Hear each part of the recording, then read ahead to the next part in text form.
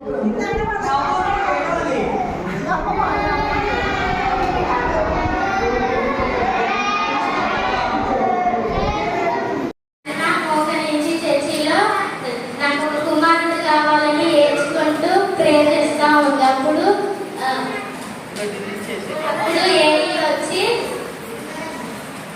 ఏలి వచ్చి ఎందుకు అలా ఏడుస్తుంది అని అనుకుంటా ఉన్నాడు.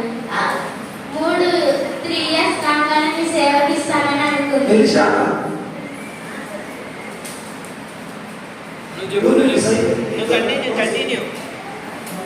అనుకుంది. అప్పుడు సమూయేలుని సేవకి ఇచ్చింది. సేవలో చర్చిలో పని చేసుకుంటూ ప్రేయర్ చేసుకుంటూ పడుకుంటాడు. అయితే ఒక రోజు పడుకున్నప్పుడు ప్రేయర్ చేసుకొని పడుకున్నప్పుడు దేవుడు సమూయేలుని పిలిచాడు. అప్పుడు సమూయేలు లేచి ఏలి దగ్గరికి వెళ్ళి ఏంటి అయ్యను పిలిచావు అని అంటాడు. అప్పుడు నేనేం పిలవలేదు, వెళ్ళి పడుకో అని అన్నాడు. మళ్ళీ సమూయేలు అని పిలిచాడు. అప్పుడు ఏంటి అయ్యమని పిలిచావు అంటాడు. వెళ్ళి పడుకో, నేను పిలవలేదు, వెళ్ళి పడుకో అని అంటాడు. మళ్ళీ సమూయేలు అని పిలుస్తాడు. నేను పిలవలేదు, వెళ్ళి పడుకో అని అట్లా 4 సార్లు అంటారు. తర్వాతకి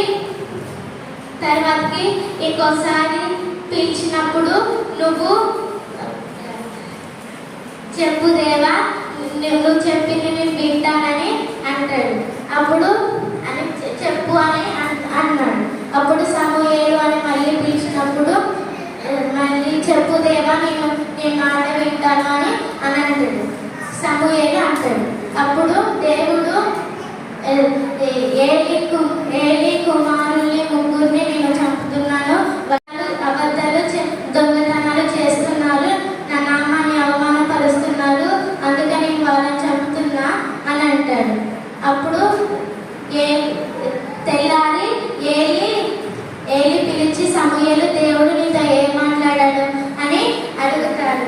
అప్పుడు సమూయేలు నేను నా దేవుడు నాతో నీ కుమారులు 3 చనిపోతారని చెప్పాడు.